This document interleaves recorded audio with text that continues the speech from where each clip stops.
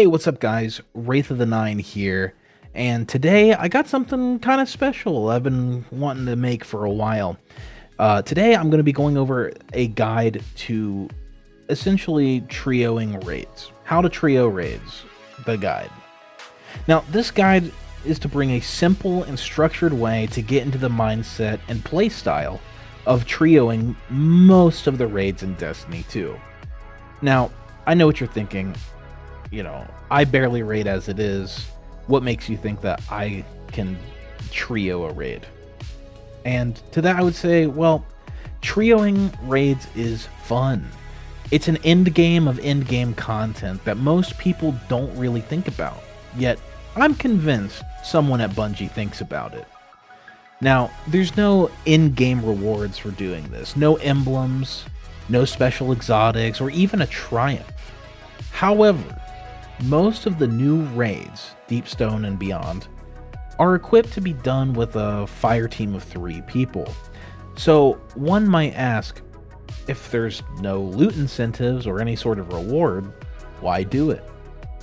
Which is valid, but I would respond, if it's possible, why not try it just for fun? And lucky for me, after attempting my first trio and succeeding, I was hooked. Accomplishing 6 people's worth of mechanics and boss damage and ad clear as 3 people is just downright fun. It's hectic, it's chaotic, and it really spices up the in-game content after doing it dozens or even hundreds of times. So in this video, I'm going to be talking about a guide of some sorts to show how almost anyone willing enough to learn can break into Destiny 2's most fun and engaging in-game pastime, simply for the love of the game. First, I want to go over some interesting statistics. Destiny Tracker has stated that there are 14.3 million Guardians, and the popular site Raid Report shows that only 1.7 million of the original figure has ever set foot in any of those raids. Only 11% of the Destiny community has actually raided, which is crazy enough. And today, trioing raids would be a percentage within that percentage. So it's a finite figure, to say the least. I would like to maybe push those numbers up a smidge. The new Root of Nightmares raid had a record amount of players attempt and complete the day 1 raid, and even more completed it whilst it was in the contest mode for the second day. With this info in mind, I think it's safe to say that the Destiny community is growing and evolving to seek out harder and more difficult challenges that the game has to offer, even if the new raid is arguably on the easier side of things.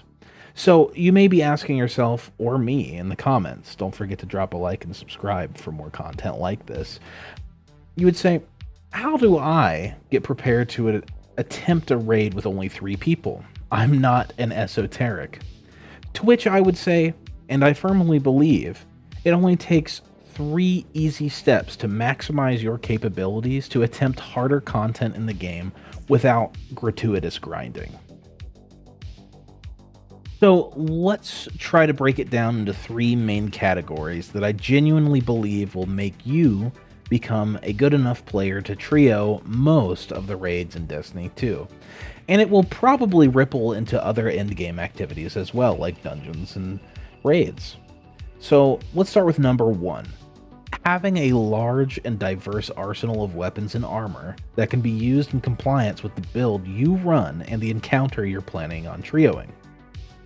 2. Understanding the mechanics of each encounter of the raid you intend to trio, and figuring out and planning how to do 2 people's jobs by yourself. This step may seem daunting, but we'll get there. And 3. Building your character for the encounter and for survivability. These raids are made for 6 people in mind, so having the capability to survive and clear out 6 people's worth of enemies as a 3-man can be tough without the proper build. Now, let's start with number 1, Arsenal. Having a diverse arsenal is more than just having some slick adept weapons stockpiled from all those flawlesses and trials, or having the best god rolls on your weapons from 6 seasons ago. No, having a diverse arsenal is all about having multiple different tools that you can swap to take on different encounters or problems in your path. Not all encounters are created equally. For instance, if you're taking on the first encounter of Vault of Glass as a trio, are you going to want a linear fusion rifle or a rocket? Maybe. But whenever you're met with an encounter without a direct damage test and is centered more on defending points from waves of adds or enemies, an LMG or a grenade launcher with a large blast radius would be better suited for that particular encounter, as they're more capable of dealing with those enemies quickly and have better reserves for longer drawn out fights. The name of the game with trioing raids is optimization, or min-maxing as it's called in the MMORPG space, which is where understanding the encounter you're going to attempt to complete comes into play. Having a good arsenal is also largely in part about synergizing with your build. Let's go back to the first encounter of VoG. In the Confluxes encounter, you're going to be clearing out adds, and a lot is going to be thrown at you, so surviving all the stuff that usually shoots at 6 people is now shooting at 3 people, which means you will be taking more damage. So, to mitigate this, using a subclass like Void or Solar with direct healing properties like Devour or Healing Grenades, whatever, would come in handy along with the destructive capability of volatile rounds, or Void weapons, or Scorch ignitions in Solar with guns that roll with incandescence, for instance. So even if you're the Nuke Everything Arc Titan or the Punch Everything Arc Hunter, they might not have the best qualities when it comes to survivability. However, use what works for you above everything else, always. Now, that being said, on the flip side is DPS checks like boss encounters. Using meta damage weapons like linear fusion rifles or rockets and sustainable damage options like Outbreak Perfected and Touch of Malice are great back pocket picks to keep damage high without worrying about, the lucky ammo drops. The thing to keep in mind here is that if you have a lot of options, you can mess around with what works for you and your team composition to get the job done. Better to be over-prepared than under-prepared. Next, let's talk about number 2, encounter prep. Now, there's a lot of different types of encounters from raid to raid. I would say that there are primarily 3 different types of encounters in Destiny 2 raiding. First, there are ad clear encounters, where you will be primarily killing enemies and defending a point. Next, there are mechanics-heavy encounters, where teams will have to solve a puzzle while adds are trying to stop them. And lastly, boss DPS check encounters, where a team will have to do damage to an enemy with a large health pool. We have already talked a little bit about ad clear encounters in the previous section, but to recap, an example of an ad clear encounter would be the Vault of Glass first encounter, where players will have to kill enemies before reaching a pillar, causing them to wipe. So, before starting the encounter in a trio, splitting up all 3 players to cover the 3 pillars and having gear equipped that can withstand the waves that come at you will help greatly in clearing that encounter. Generally, this is the easiest type of encounter to tackle in a trio, as it is what most of the content in the game is anyways. This being said, most of the time, Bungie throws curveballs into these encounters and sprinkles in mechanics, like the Deepstone Crypt third encounter, where you have to juggle ad clear with a buff system. However, mostly you'll just be killing adds and waves. Next, let's talk about those mechanics-heavy encounters. Like, for example, the Exhibition encounter, which is the third in Val the Disciple. In this encounter, it is ad clear heavy, but the players will have to juggle reading symbols and using relics, or special encounter items, as some may call them, to clear out debuffs and be fast to avoid a wipe mechanic that will kill everyone if not dealt with. With 3 people, these tend to be the tricky encounters. as you generally have to juggle the limits of not having your loadouts readily available or working under a time crunch. That's why encounter prep is so important in these 3-man runs. Having a deeper understanding of how mechanics work and how to compensate for a lack of other people is vital for clearing out these encounters. And at some point I'll be making guides on all of these raids and breaking down each specific encounter and how to trio them, but for now let's just use the current example of Exhibition. Since we know for the first 2 rooms you'll need at least 1 person on the shield and 1 person on the time extension relic or the nut, you would have another person on ad clear supporting and protecting those other players while speeding through as much as they can until they get into the 3rd and 4th room, where all 3 players will need to have a relic. Strategizing who will take what and having loadouts and classes to support these mechanics prepared beforehand is key to success. Now finally, let's talk about boss DPS encounters, as these can be pretty tricky if you don't have a versatile arsenal at your disposal. Generally, you'll need to have a good DPS weapon or just generally loadouts that work best within the type of boss you're fighting. Having one of the 3 people using Divinity or other support tools can be very advantageous for mobile bosses or bosses with difficult to hit crit spots. However, there are also a few bosses where you'll need as much damage as you can get, to where sacrificing a third of your damage output for a Divinity isn't an option. An example of that would be Caretaker in Vow of the Disciple, where you'll need to maximize the damage output as he does have a large crit spot, so Divinity might not be necessary. Having experience of the encounters goes a long way when it comes to clearing and feeling confident in these fights. And with how powerful we as Guardians have become, there are so many tools that we have at our disposal to output crazy damage.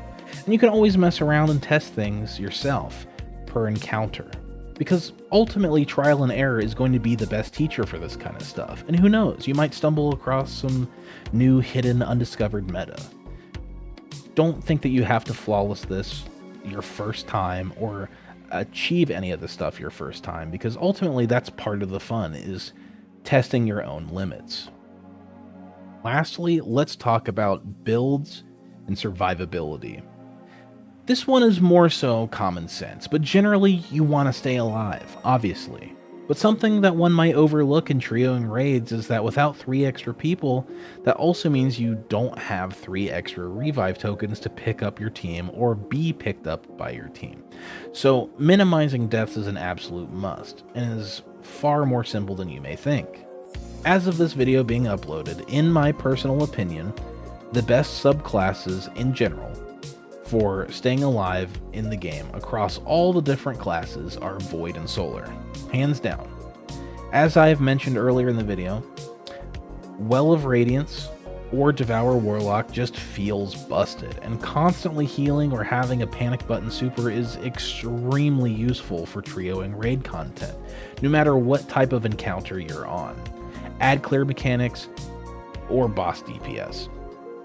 Titan Bubble and the overshields you get with the Void Barricades are just too good to pass up, and Hunter Void Invisibility is always a great way to keep attention off of you. Solar Titan with Loreleys and Sunspots and Hunters with Healing Grenades on Solar are just some of the best ways to essentially become invincible. Not to mention their destructive capabilities are just some of the best in the game. As much as I enjoy Stasis Warlock or Strand Titan or even Arc Hunter, they tend to not have a lot of healing capabilities, which limits your survivability by a solid country mile compared to the other subclasses. Pairing Void and Solar with matching weapons only increases their potency with perks like Volatile Rounds and Incandescence or Repulsor Brace. You know, finding out how these subclasses synergize with your unique playstyle and pairing it to the encounter that faces you leaves you in great shape to overcome the challenges the forces of darkness have in store for you. So, With this information in mind, I think that these points tend to trivialize the in-game content and make them both fun and challenging. If you are interested in getting into this style of content, I highly recommend starting with Vault of Glass, as it slowly ramps up the difficulty in each encounter and is by far the easiest to trio compared to the rest. Also, the new Root of Nightmares raid is easily trioable. Deepstone Crypt, it starts easy and gets more difficult as it goes, but Taniks is a tricky boss and is no joke, especially when dealing with the mechanics as a 3-man team. I would say that Val is probably the hardest, as Caretaker is very tanky and Exhibition is a very timing heavy encounter. I've yet to do King's Fall yet, but I do plan on doing it soon, so I can't really give a recommendation on that yet. But if you want a good path from the easiest to hardest, I'd say start with Vault of Glass, then go on to Root of Nightmares, then Deepstone Crypt, and then Valve the Disciple, with King's Fall kind of lingering in the shadows, being menacing as Oryx always has been. Anyways, hopefully I could give some nudges in the right direction and help out people wanting to get into trioing raids, or just raids in general. And if this video helped you get into trioing raids, or helped you get into your first trio raid clear, let me know in the comments and leave any other useful information I might have left out. I do fully intend to make some specific trio guides for each raid soon, so subscribe for that and keep the notifications on. If this video helped you, or you want to try to get your friends into this, maybe share this video too, as it helps me and it helps you guys, so who knows. And with all that out of the way, I've been Wraith of the Nine, and this guide is a gift from the Nine. Later, guys.